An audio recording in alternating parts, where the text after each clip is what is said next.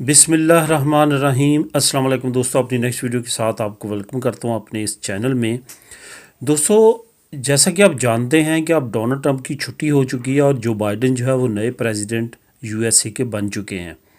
और उन्होंने आते ही तमाम वो कवानीन जो कि इमिग्रेंट्स के ख़िलाफ़ थे, मुस्लिम कंट्रीज़ के ख़िलाफ़ थे, यूरोपीय यूनियन के ख़िलाफ़ थे, उन तमाम को ख़त्म कर दिया है। उन्होंने आते ही 17 ऐसे लॉ जो डोनाल्ड ट्रंप ने बनाए थे, जिसको एग्जेक्टिव ऑर्डर बोलते थे, उसको रिवाइव किया, उसको ख़त्म किया है। जिसमें से मैं चीदा चीदा आपको बताता चलता हूँ। सबसे पहले उसने जो मुस्लिम कंट्रीज़ पे बैन किया था कि वहाँ के लोग अमेरिका में दाखिल नहीं हो सकते, उन पे फ़ौरन उसने पाबंदी जो है वो ख़त्म की है। ठीक है।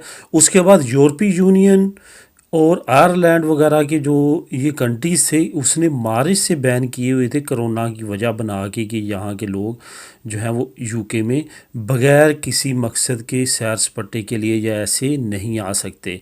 सिर्फ़ और सिर्फ हाई प्रोफाइल लोग ही जा सकते थे, वो भी हटा दिया गया। इसके साथ साथ बाकी काफ़ी कवानीन हैं जिसमें इमिग्रेशन गैर मुल्कियों को देनी और बाकी कवानीन को रिलैक्स करना।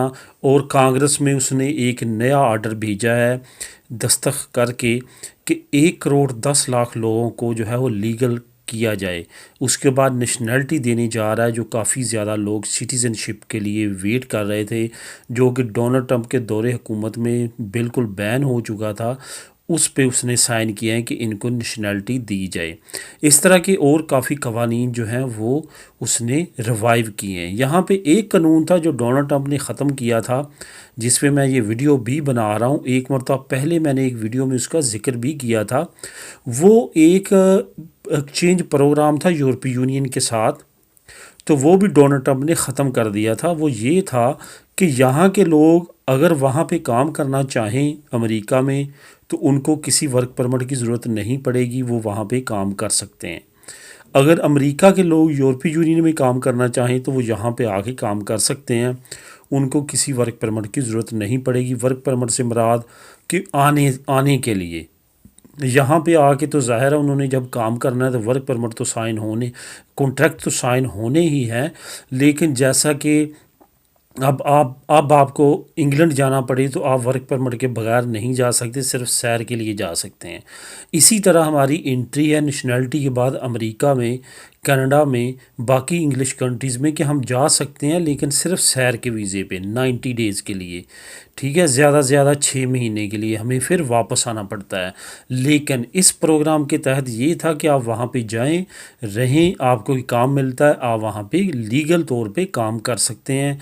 अपना जो आपका यूएसए का आईडी है उस पे आप वहाँ पे टैक्स दे सकते हैं यूरोप में, और यहाँ का जो है वहाँ पे दे सकते हैं।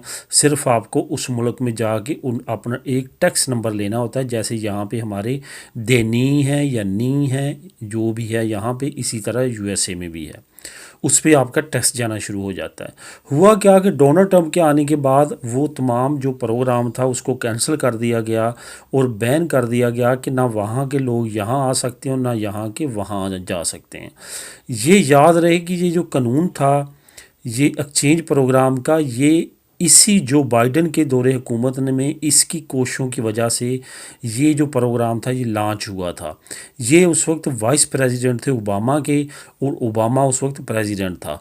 तो अब ये दोबारा जो बाइडेन जो है अब वो प्रेसिडेंट बन चुके हैं और अब वो प्रोग्राम जो है वो भी लॉन्च हो चुका है, रिवाइव हो चुका है।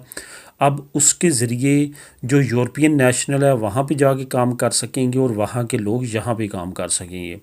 मेरा मेन बताने का मकसद ये है कि जो हम लोग यहाँ पे स्पेन के या किसी भी यूरोप के मुल्क के नेशनल हैं जिनके पास नेशनैलिटी है, वो अब अमेरिका में इजीली इस प्रोग्राम के तहत जाके काम कर सकेंगे।